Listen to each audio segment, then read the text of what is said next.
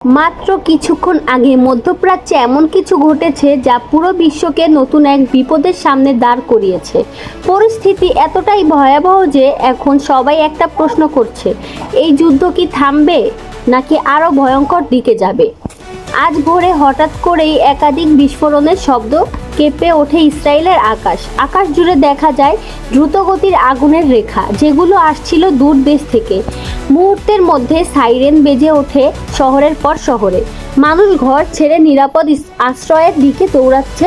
সূত্র বলছে এই হামলা ছিল পরিকল্পিত এবং অত্যন্ত শক্তিশালী।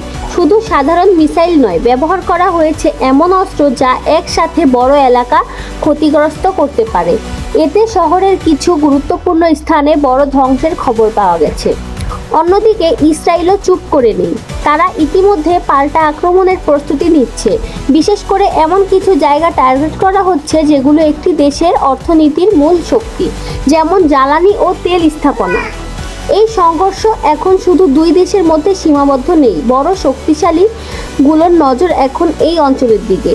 এমনকি আন্তর্জাতিক পর্যায়েও জরুরি আলোচনা শুরু হয়েছে, কারণ এই যুদ্ধ যদি ছড়িয়ে পড়ে তাহলে পুরো বিশ্বের উপর প্রভাব পড়তে পারে। বর্তমান পরিস্থিতি খুবই সংকটময়। প্রতিটি মুহূর্তে নতুন সিদ্ধান্ত, নতুন হামলা, সবকিছু মিলিয়ে বিশ্ব এখন এক অজানা ভবিষ্যতের দিকে এগিয়ে যাচ্ছে। এখন দেখার বিষয় এই আগুন কোথায় গিয়ে থামে।